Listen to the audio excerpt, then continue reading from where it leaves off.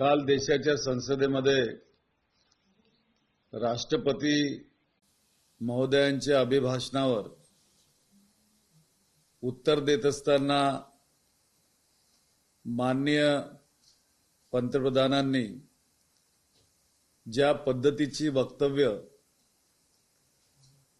या देशातील मजुरांबद्दल, या देशातील विचारवाहिन्यांबद्दल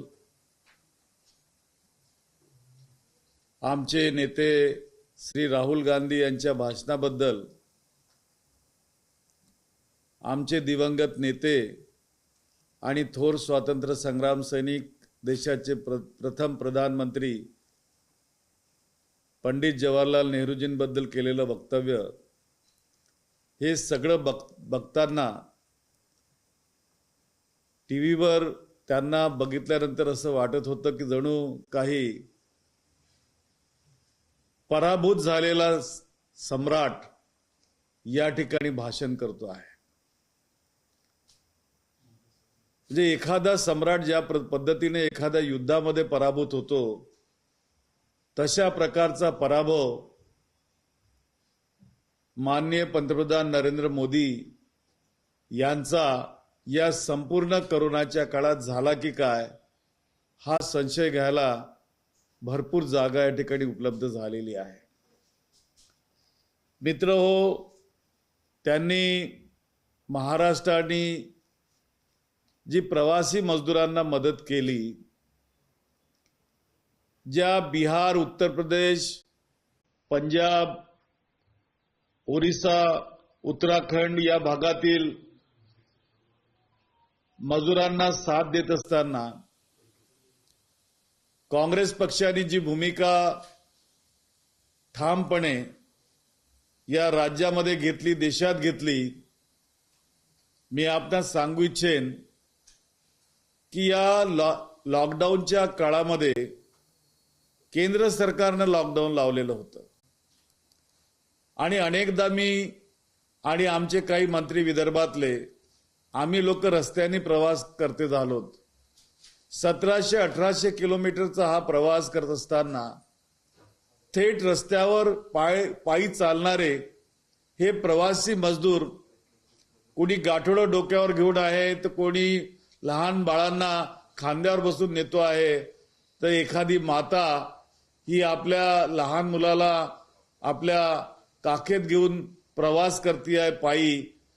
अनेकांच्या पायात पूर्ण धूळ माखलेली आणि कधी कधी चप्पल सुद्धा नसलेले असे चित्र रस्त्याने पाहिल्यानंतर जेव्हा ट्रेन सुरू झाल्या, तर पहिल्याच दिवशी त्या ट्रेनवर जाऊन त्या प्रवाशांची मदत करण्याचं काम आम्ही केलं। मी स्वतःच्या खिशातनं 5 लाख रुपये खर्च करून त्या प्रवाशांच्या तिकीट काढलं, कारण माझ्या असं लक्षात आलं तिथं गेल्यानंतर की ह्या ट्रेन काही फुकटात सुरू नाही केल्या केंद्र सरकारने प्रवासी मजुरांसाठी, तर त्याची तिकीट ठेवलेली आहे। त्यामुळे प्रत्येकाची तिकीट काढायला ते पैसे दिले, त्यांना जाण्याची जेवणाची सोय, त्यांची डब्याची सोय करून दिली, लहान मुलांना दूध मिळेल याची सोय त्या ठिकाणी करून दिली। आणि त्याच दिवशी 3 मेला माननीय पंतप्रधान आणि माननीय होम मिनिस्टर आणि आमच्या नेत्या काँग्रेस पक्षाच्या अध्यक्षा श्रीमती सोनिया गांधी यांना पत्र लिहिलं की या प्रवासी मजदूरांना जाण्याचा खर्च हा केंद्र सरकारने स्वीकारला पाहिजे आणि त्यांच्या खाण्यापिण्याची सोय सुद्धा त्यांना केली पाहिजे, असा आशय त्या पत्राचा माझा होता।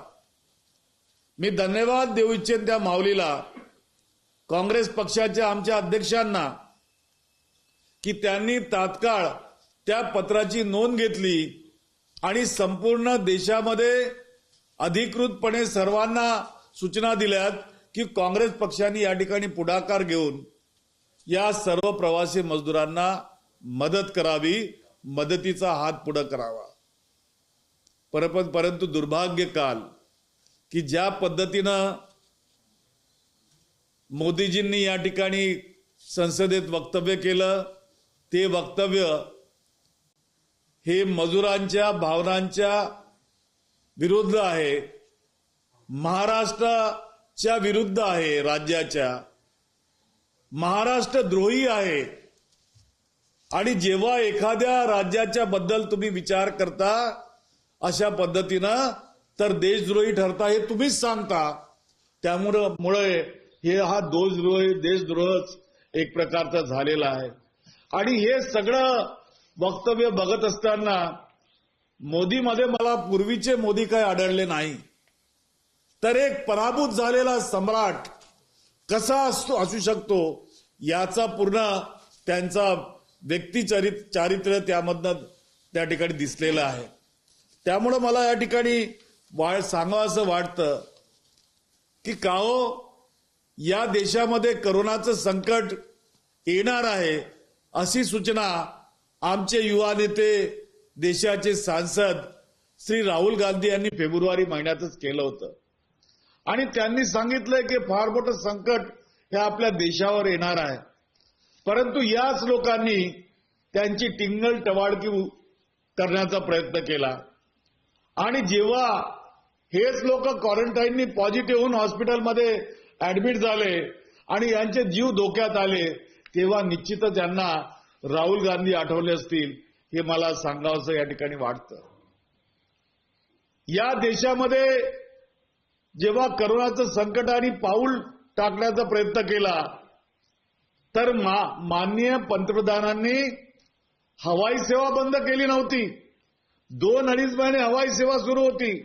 सलाम ट्रम्प असं करून ट्रम्पचा कार्यक्रम जाहीरपणे या ठिकाणी केला। एवढंच नव्हे तर दिल्लीमध्ये जे तबलिकीचं त्या ठिकाणी समारोह झाला, त्या समारोहाला परवानगी केंद्र सरकारने दिली, विदेशातून लोकांना येऊ दिलं या ठिकाणी। आणि जेव्हा कोरोना वाढायला लागला तर याच मुस्लिम लोकांना हिंदू मुस्लिमच्या द्वेषात ओढण्याचं काम केलं आणि जणू काही कोरोना हा मुसलमानांमुळे झाला असं चित्र उभं करण्याचं काम यामध्ये घडलेलं आहे। याचा सुद्धा निषेधच करावासा वाटतो या ठिकाणी, कारण असं करणं काही योग्य होत नव्हतं। परंतु एक सुपर स्प्रेडर म्हणून एखाद्या जातीची जमातीची प्रतिमा खराब करत असताना, त्याला वेगळा रंग देत असताना आपण हा विचार केलाच नाही की या देशामध्ये आले कसे, यांना येऊ कुणी दिलं, कार्यक्रमाची परवानगी कुणी दिली, ही हवाई वाहतूक सुरू का राहिली, याबद्दल कुणी वाच्यता करायला नाही।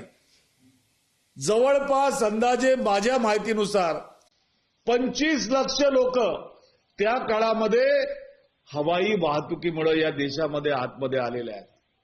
मग सांगा की या देशामध्ये क्वारंटाईन करत असताना कोरोनाचं सुपर स्प्रेडर कोण ठरला हो?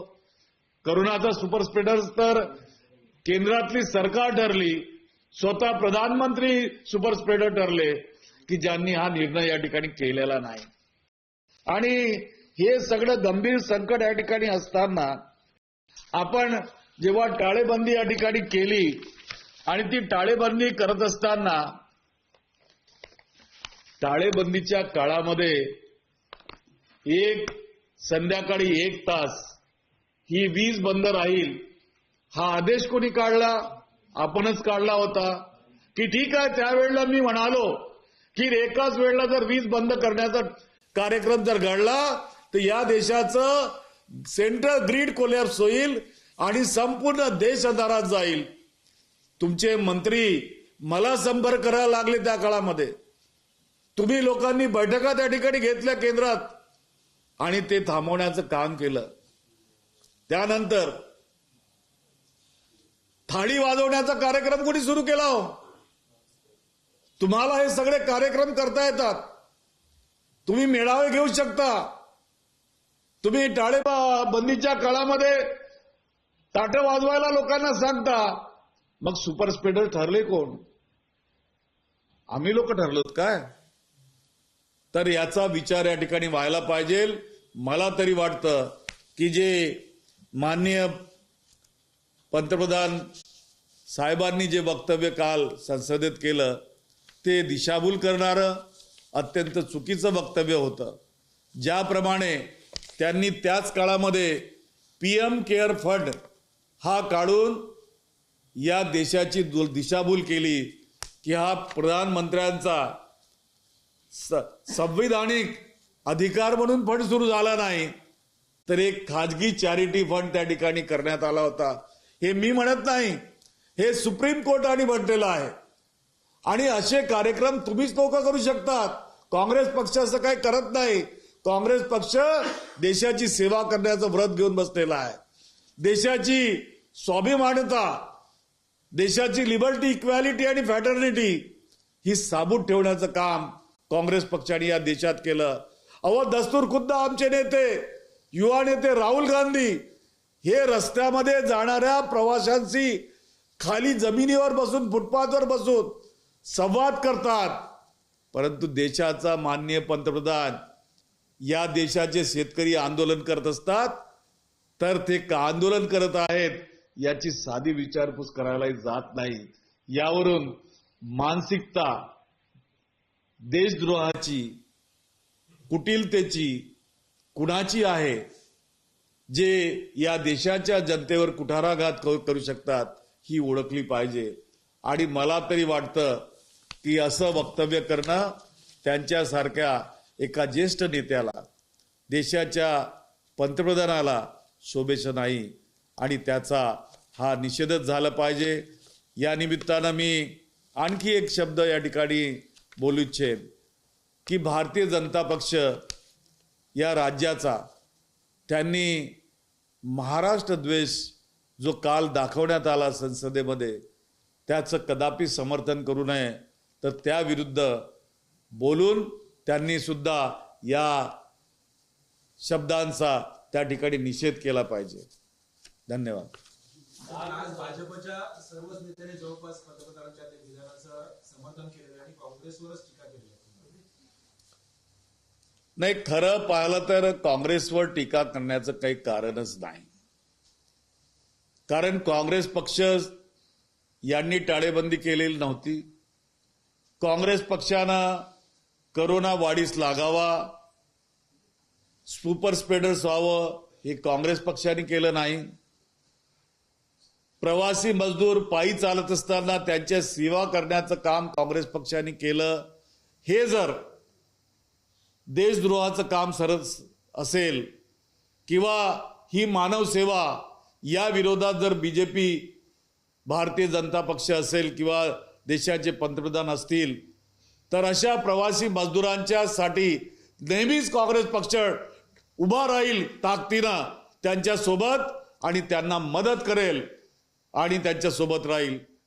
परंतु काँग्रेस पक्ष अशा पद्धतीने कधी कुणाला घाबरणार नाही. काल त्यांनी लोकसभेमध्ये काँग्रेसवर टीका केली, पण आज काँग्रेसवर टीका करताना शरद पवारांचं कौतुक केलं आणि शरद पवारांकडून शिकावं अशा पद्धतीचा टोला त्यांनी कुठेतरी राहुल गांधी तुमचे नेते त्यांना मानले. नाही, त्याबद्दल मला माहिती नाही, म्हणून मी त्याच्यावर जास्त. एकीकडे काँग्रेसवर टीका करायची आणि दुसरीकडे राष्ट्रवादी जो दुसरा पक्ष आहे त्याचं कौतुक करायचं, म्हणजे जे विरोधी पक्ष आहे त्यांच्यामध्ये संभ्रम निर्माण करायचा हा प्रयत्न आहे. एक लक्षात घ्या की माननीय शरद पवार हे देशाचे नेते आहेत आणि महाराष्ट्रामध्ये महाविकास आघाडीचं सरकार स्थापण्यामध्ये त्यांचा मोठा योगदान आहे. कदाचित त्यांचं नाव घेऊन यांना वाटत असेल की हे 3 पक्षाचं जे सरकार आहे यामध्ये कुठतरी तुटफूट होईल, तर असं स्वप्न त्यांनी कृपया बघू नये, हीच विनंती या माध्यमातून मी करू शकेन. नितीन भाऊ, तुम्ही सुरुवात केली की it's like a lost emperor, हे जे काय बोलताना दिसत होतं, पण त्या सगळे जे बोलले ते काल आजही बोलले ते साधारण 60 वेळा तरी काँग्रेसचा हे करताना त्याच्यामध्ये 50 वेळेला काँग्रेसवर अटॅक केला. म्हणजे मग त्याच्यात तुकडे तुकडे गँगचे लीडर असेल, how you are a super spreader, नंतर तुम्ही जवाहरलाल नेहरूंना घेत नाही म्हणून त्यांची खिल्ली उडवणं. You come from the same background. ह्या सबंध परिस्थितीमध्ये why he is attacking Congress and why Congress is also resilient enough to counter Mr. Modi in that manner? Now listen one thing. When he talked like this in the parliament, he was there like a failure emperor who lost his everything. आणि जेव्हा मनुष्याला हा मनुष्य स्वभाव आहे, असं वाटतं की मी कुठेतरी पराभूत झालो. मी शेतकऱ्यांच्या प्रश्नांवर पराभूत झालो, कृषी कायद्यांवर मी पराभूत झालो, करोनाला या ठिकाणी देशामध्ये कमी करत असताना त्या ठिकाणी कमी झालो, देशाला लसीकरण पूर्णपणे करत असताना कुठेतरी कमी पडलो. ह्या सगळ्या बाबींमुळं कदाचित त्यांच्या मानसिकतेवर त्याचा प्रचंड परिणाम झाला असेल आणि असा परिणाम झालेला व्यक्ती अशा प्रकारे बोलू शकतो. कारण काँग्रेस पक्षाला एक इतिहास आहे. यांना इतिहासच नाही माहिती ना. अनेक दाखले त्यांनी त्या ठिकाणी जे दिलेले आहेत ते इतिहासाच्या बाहेरचेच त्यांनी त्या ठिकाणी दाखवण्याचा प्रयत्न केला. आणि म्हणून मी या ठिकाणी शब्द वापरलेला आहे पराभूत सम्राट. आणि त्यांचं पूर्ण व्यक्तिमत्व भाषणातलं जे काही चित्र संसदेमध्ये बोलत असताना दिसत होतं, त्यांचा चेहरा सांगत होता, त्यांची मानसिकता सांगत होती, ते कुठेतरी पराभूत झालेले आहेत.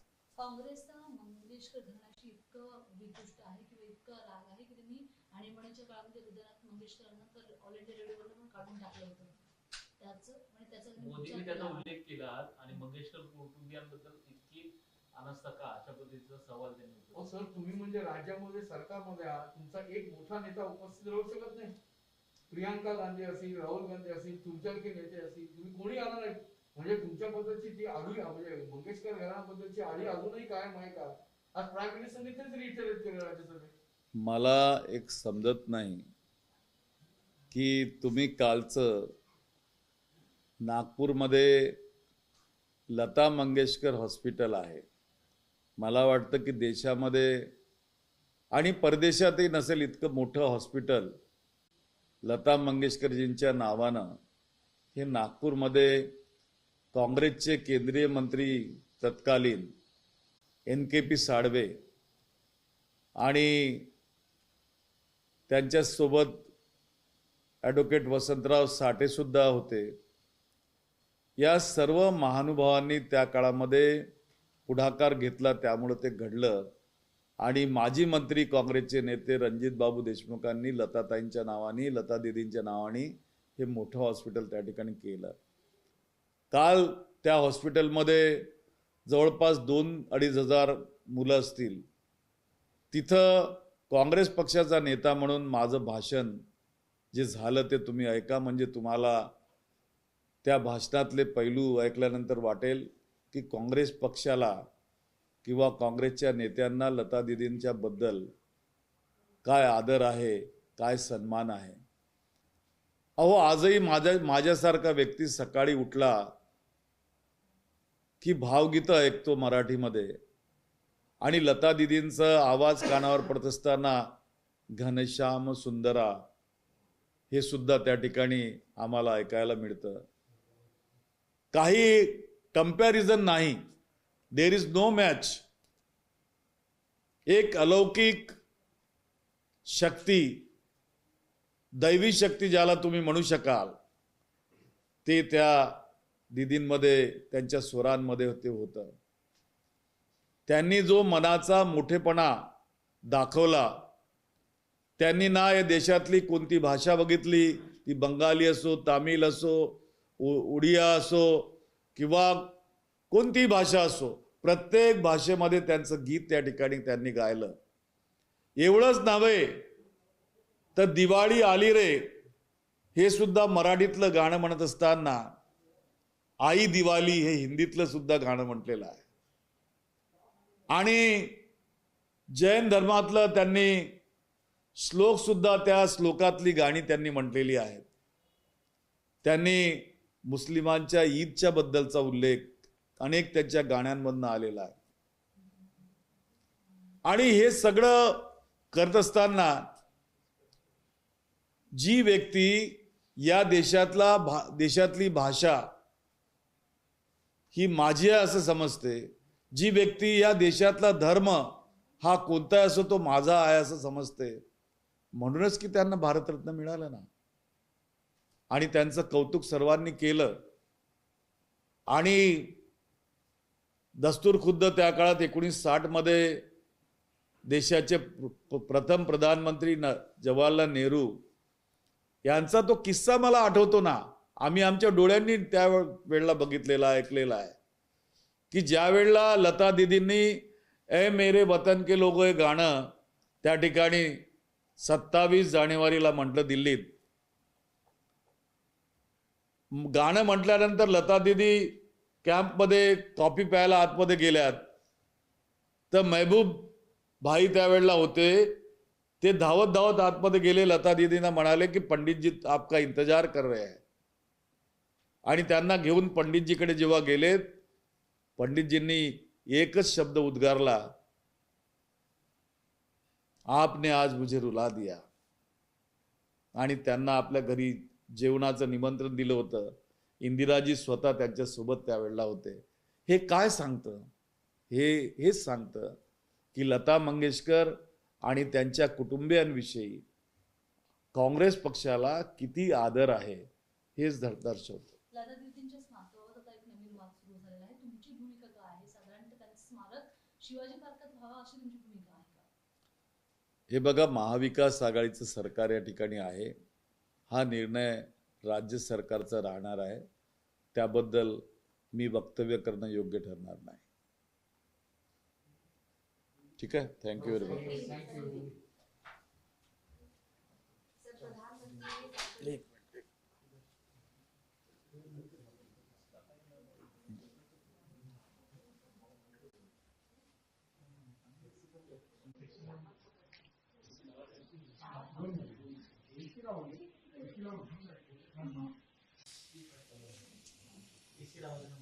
नाही, राहू दे. हाँ, शुरू करें.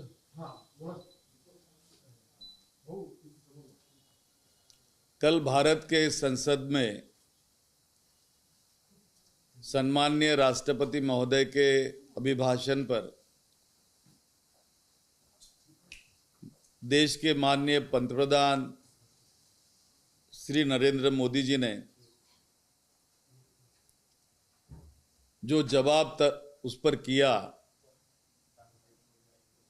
जिस प्रकार का वक्तव्य अपने उस भाषण में उन्होंने किया, उसे देखने के बाद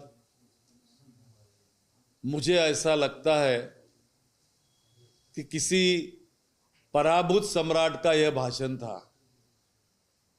आज तक जिस प्रकार से मोदी जी ने पूरे देश के अंदर कोई बात करते हुए जिस प्रकार से भाषण किया, वह दम, वह खम कल के संसद के इस भाषण में मुझे नजर नहीं आया.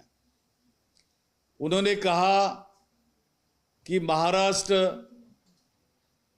प्रदेश के अंदर जिस प्रकार से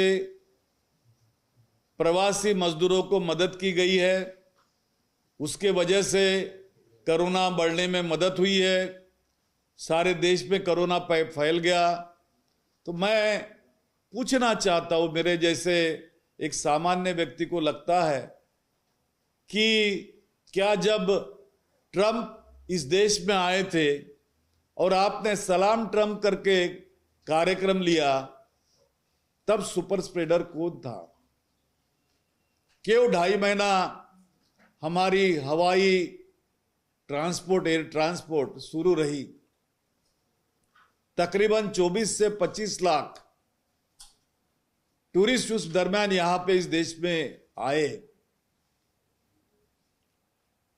आपने तबलीगी समाज का इंटरनेशनल कॉन्फ्रेंस दिल्ली में बुलाया, उसको परमिशन दी, विदेश से आने वाले लोगों को इस देश में आने दिया, और बाद में जब कोरोना बढ़ने लगा तो आपने उन मुस्लिम समाज के नेताओं को सुपर स्प्रेडर ठहराया.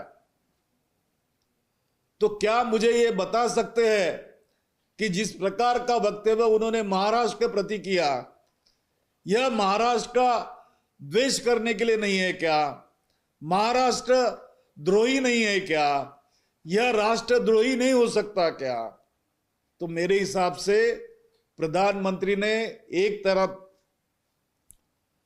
तमाम बंगाल, बिहार, उत्तर प्रदेश, उत्तराखंड और सभी राज्यों के मजदूरों का यह अपमान किया है, उनके स्वाभिमान को धोखा दिया है।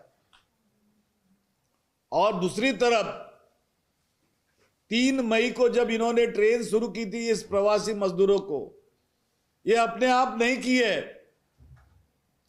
हमने तकरीबन 4 बार नागपुर से मुंबई बाय रोड जर्नी किया है और बाय रोड जर्नी करते वक्त हमने जब देखा कि रास्ते पे चलते वाले लोग, कोई अपने छोटे बच्चे को कंधे पर लेकर चल रहा है, कोई सूटकेस खींचते हुए जा रहा है, तो उनके धूल से मिट्टी से पूरे कपड़े भरे हुए हैं और पैर में किसी के चप्पल नहीं, इस प्रकार से मजदूर अपने गांव के तरफ जा रहा था। 3 मई को जब इन्होंने ट्रेन शुरू की, उस ट्रेन की टिकटें लगाई थी इन्होंने। मैंने स्वयं 5 लाख रुपए भर के वहां जितने नागपुर में उस समय प्रवासी मजदूर ट्रेन से जाना चाहते थे उनकी टिकट निकाली, उनको खाना दिया, उनके बच्चों के लिए दूध दिलाया, पानी की बोतलें दिलाई और उनको रवाना किया।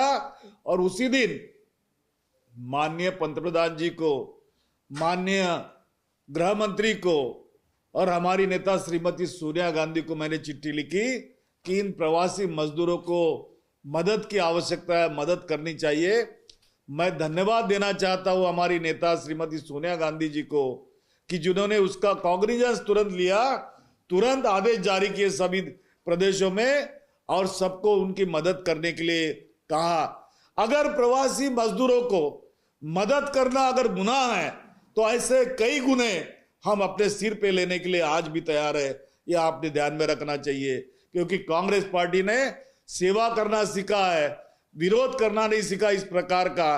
अरे अगर करना होता तो हमारे युवा नेता सांसद श्री राहुल गांधी जी रास्ते पे चलने वाले प्रवासी मजदूरों को किसी फुटपाथ पर बैठकर उनसे बात नहीं किए रहते, उनसे चर्चा नहीं की रहती और उनसे संवाद नहीं साधा रहता। लेकिन आपने क्या किया? आपने तो तकरीबन 1.5 साल तक के चलने वाला कृषि कानून का, जो किसानों का जो आंदोलन था, उसके लिए बात तक करने की कोशिश कभी नहीं की, कभी गए तक नहीं उनके तक, ना उनसे चर्चा करने की कोशिश की है। तो मैं तो यही समझता हूं कि कल उन्होंने जिस प्रकार से कांग्रेस पार्टी पर, जिस प्रकार से पंडित जवाहरलाल जी नेहरू पर, जिस प्रकार से हमारे नेता राहुल गांधी जी पर टीका की और जिस ढंग से टीका की, वह टीका किसी एक पराभूत सम्राट के सिवा दूसरी हो नहीं सकती, इस प्रकार का मेरा अपना मानना है। वे मानसिक तौर पे पराभूत हो चुके हैं और वो पराभूत हुए, इसका सबसे बड़ा अगर एग्जाम्पल, उदाहरण अगर कोई होगा तो किसानों के आंदोलनों को वापस लेने का उदाहरण है।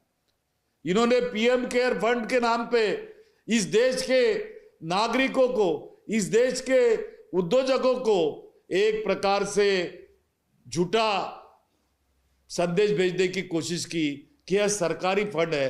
लेकिन सुप्रीम कोर्ट ने कहा कि यह सरकारी नहीं है, यह इनका प्राइवेट चैरिटी फंड हो सकता है, सरकारी नहीं हो सकता। लेकिन दिखाते वक्त उन्होंने वो दिखाया, लोगों से लाखों रुपए, करोड़ों रुपए इकट्ठा किए, उसका हिसाब भी आज तक नहीं है और ना ये देने वाले हैं, ना इसका उपयोग इस देश की जनता के लिए करेंगे क्या, इसकी कई शाश्वती नहीं है। जहां हमें यहां पर वैक्सीनेशन करना था, इस देश के तमाम लोगों का वैक्सीनेशन में भी ये पराभूत हुए हैं। इस देश में पूरी ढंग से ये वैक्सीनेशन भी नहीं कर सके। इस ढंग के अगर इनके वक्तव्य रहे तो निश्चित रूप से मेरा अपना मानना है कि यह महाराष्ट्र विरोधी वक्तव्य था। हमारे महाराष्ट्र में यह फुले शाह अंबेडकर का महाराष्ट्र है। इस प्रकार का वक्तव्य, इस प्रकार का भाषण जो विद्वेष करता, निर्माण करता है, बनाता है, कभी होता नहीं है, या वे ही कर सकते हैं। इसलिए वे हमारे पराभूत सम्राट है, ऐसा मैं समझता हूं। सर, लता मंगेशकर के स्मृति स्थल को लेकर जो है भाजपा ने मांग की है शिवाजी पार्क पर बनाया जाए, क्या कहना चाहिए? शिवाजी पार्क पर लता मंगेशकर जी का मुझे तो इतना ही समझता है कि एक व्यक्ति विशेष के ऊपर बात करते वक्त उस सम्मानीय व्यक्ति का तो आदर होना चाहिए, लेकिन आदर करते वक्त एक बात उन्होंने यह भी ध्यान में रखना चाहिए कि इस देश के पंतप्रधान भारत के संसद के अंदर अगर इस महाराष्ट्र के खिलाफ, जिस महाराष्ट्र का वे भी प्रतिनिधित्व करते हैं, अगर कहते हैं तो क्या भाजपा उसका विरोध करेगी, ये वो बताए। सर, लता मंगेशकर के भाई हृदयनाथ मंगेशकर को कांग्रेस ने ऑल इंडिया रेडियो से नौकरी पर से निकाला था, ऐसा मोदी जी ने संसद में कहा है, क्या कहना चाहेंगे? देखिए, मोदी जी ने जो वक्तव्य संसद के अंदर कल वो दिया, उस पर मैंने कह दिया कि किस प्रकार से उनका संभाषण कल भाषण संसद के अंदर हुआ है। लता मंगेशकर जी इस देश की ऐसी व्यक्ति थी कि जिन्होंने इस देश को जोड़कर रखा, इस देश की भाषाओं को जोड़कर रखा, इस देश के हर धर्म का उन्होंने सम्मान किया। इस देश के साथ साथ उन्होंने विदेशी जितने आजू बाजू के हमारे दक्षिण एशिया के जितने देश है उनको भी अपने साथ संजो कर रखा है। मुझे याद है वो वाकया, जब लता दीदी स्टूडियो में जाती थी तब उनकी नूरजहां के साथ मुलाकात हुई। नूरजहां उस समय की सबसे बड़ी सिने कलाकार थी, लेकिन जब भारत देश का बंटवारा हुआ तब बंटवारे में वे पाकिस्तान चली गई, लेकिन उनका उनके साथ का जो रिश्ता था वो बिल्कुल कम नहीं हुआ। एक दिन उन्होंने अपने किसी मित्र से कहा कि मुझे लगता है कि मैं नूरजहां जी से मुलाकात करना चाहती हूँ। वे अमृतसर गई अपनी बहनों के साथ, भाई के साथ, और रामचंद्र जी ने जो म्यूजिक डायरेक्टर थे उनकी मुलाकात कराने का प्रयास किया, और बाघा बॉर्डर पे जो जीरो जोन होता है वहां नूरजहां जी अपने पति के साथ आई और लता दीदी अपने परिवार के साथ वहां गई। दोनों अपने गले लगे एक में के और आलिंगन किया, और उन्होंने दिखा दिया कि भारत देश का व्यक्तिमत्व क्या है और किस प्रकार से भारत इस देश के अंदर जोड़ना जानता है, तोड़ना नहीं जानता है।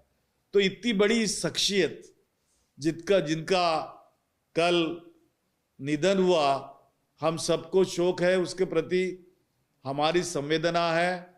हमने भी उस संवेदना को हर जगह व्यक्त की है। दूसरा वाकया मैं आपको बता दूं कि जिस वक्त 27 जनवरी को 1960 में पंडित जवाहरलाल नेहरू जी की उपस्थिति में राजपथ पर लता जी का गाना हुआ देश प्रेम के ऊपर, ऐ मेरे वतन के लोगों, और वह गाना गाने के बाद वे जब अपने टेंट में कॉफी पी रही थी तो फिल्म जगत के महबूब भाई दौड़ते हुए अंदर गए और उन्होंने कहा कि पंडित जी आपका इंतजार कर रहे, बुला रहे हैं। वे उनके साथ वहां भागी भागी आई। पंडित जी ने उनको इतना ही कहा कि आपने आज मुझे रुला दिया है, और उनको निमंत्रण दिया अपने घर आने का। हमारी नेता, तत्कालीन नेता दिवंगत श्रीमती इंदिरा गांधी जी भी उस समय उनके साथ थी। तो ये वाकया यही बताता है कि कांग्रेस पार्टी ने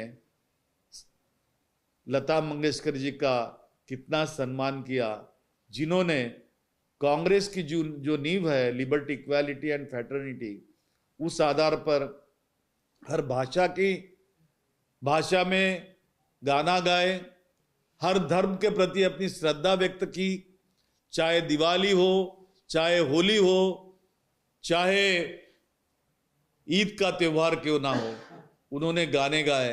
उन्होंने ब्रज संगीत पर भी गाना गाया, और इस प्रकार से उन्होंने भारत की धरोहर को, भारतीय संस्कृति को संजो कर रखा है। उनका तो हम सम्मान ही करते हैं। राउत साहब, एक सवाल था कि आपको याद होगा कांग्रेस की गवर्नमेंट थी, एक प्रोजेक्ट आया था पेडर रोड फ्लाईओवर का, एडमिशन तक तैयार हो गए थे, पूरी पत्रकारों के सामने प्रोजेक्ट भी पेश किया गया उस दौरान, लेकिन सिर्फ लता मंगेशकर जी की वजह से प्रोजेक्ट कैंसिल कर दिया गया। इतनी बड़ी शख्सियत महाराष्ट्र में रहती हैं, मुंबई की सरजमी, महाराष्ट्र के कई बड़े बड़े ट्रस्ट चलते हैं, सरकार को नहीं लगता, विपक्ष के आरोपों को जो करे उसको नजरअंदाज करते हैं, क्या सरकार को नहीं लगता कि इतनी बड़ी शख्सियत को लेकर कुछ न कुछ आगे आने वाली पीढ़ी के सामने एक ऐसी मिसाल पेश की जाए जो जमाना याद रखे? सही कहा आपने कि ऐसी मिसाल रखनी चाहिए किसी बड़े व्यक्तिमत्व के बारे में। मैं आपको याद दिला दूं कि हमारे देश के पूर्व केंद्रीय मंत्री एनकेपी साल्वे जी, पूर्व केंद्रीय मंत्री वसंत साठे जी, इन्होंने नागपुर में लता दीदी को बुलाकर उनका बहुत बड़ा सम्मान किया था और लता दीदी एनकेपी साल्वे जी को अपना भाई मानती थी और तत्कालीन हमारे मंत्री और विदर्भ के सुपुत्र रंजीत देशमुख जी ने लता दीदी के नाम पर जो बड़ा अस्पताल देश के अंदर पहला और सारे संसार में पहला उनके नाम पर शुरू किया है। इस पर से कांग्रेस पार्टी की भूमिका स्पष्ट है कि वे ऐसी शख्सियत के बारे में क्या कर सकते हैं। सर, भाजपा ने उत्तर प्रदेश में अपने संकल्प पत्र में इस बात का ऐलान किया है कि लव जिहाद अगर कोई करता है तो सजा के तौर पर कम से कम उसे 10 साल की सजा होगी। देखिए, जो इस प्रकार का वहाँ ऐलान कर रहे हैं, उन्हीं के कुछ नेता कहते हैं कि मुसलमानों का और हिंदुओं का डीएनए एक है, और जब डीएनए अगर एक है और उन्हीं के पार्टी के कुछ नेताओं की बेटियां अगर ब्याही गई होगी उस रिलीजन में, तो क्या उसे भी वे लव जिहाद कहेंगे क्या? सर, हिजाब को लेकर देश में जिस तरह से वातावरण फैलाया जा रहा है, हिजाब को लेकर विरोध प्रदर्शन किए जा रहे हैं, महिलाओं को घेरा जा रहा है, माइनॉरिटी महिलाओं को, क्या कहना चाहेंगे? कांग्रेस की क्या भूमिका है और अगर मतलब महाराष्ट्र सरकार के नाते आपकी क्या भूमिका है? देखिए, हिजाब यह इस्लाम धर्म की संस्कृति है और उस संस्कृति का पालन हिजाब के रूप में मुस्लिम महिलाएं करते आई है। कोरोना ने भी तो हमें हिजाब जैसा ही काम करना सिखाया, इसलिए तो हम मास्क लगा रहे हैं, तो फिर उसे क्या कहेंगे आप? इसलिए इस बात पर बात करना ज्यादा उचित नहीं होगा, ऐसा मैं समझता हूं। एबीपी माझा, उघडा डोळे बघा नीट।